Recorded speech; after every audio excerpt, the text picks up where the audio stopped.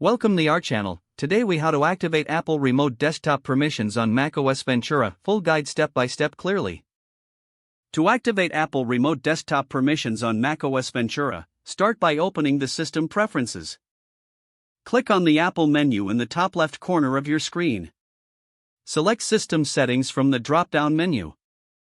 In the sidebar, navigate to the Privacy and Security section. Scroll down to Remote Management.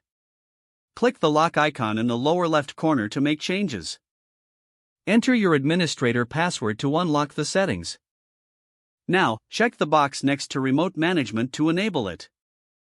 Once enabled, you will see additional options for configuring access. Click on Options to set specific permissions for users who will connect remotely.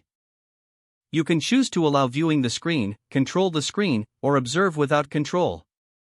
After making your selections, click Done to save your settings. Next, return to the Remote Management section and click the plus button to add users. Select the user accounts you want to grant remote desktop access. Click on the Select button to confirm your choices. Make sure to adjust the permissions for each user according to your needs. Once everything is configured, click the lock icon again to prevent further changes. Finally, close the System Preferences window to complete the process. Your Apple Remote Desktop Permissions are now successfully activated on macOS Ventura. If the page does not load, refresh the browser or try again in a private or incognito window.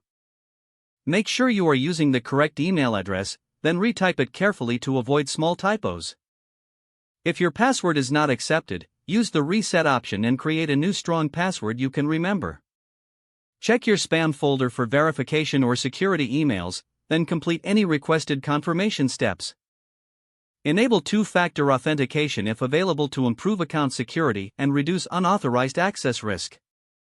After signing in, review your profile details so your contact information and settings are accurate and current. If you see an error message, note it down and try again after restarting your device and internet connection. Log out when you finish, especially on shared devices, to keep your account and payment information secure. If the page does not load, refresh the browser or try again in a private or incognito window. Don't forget to like this video and subscribe to our channel for more step-by-step tech guides.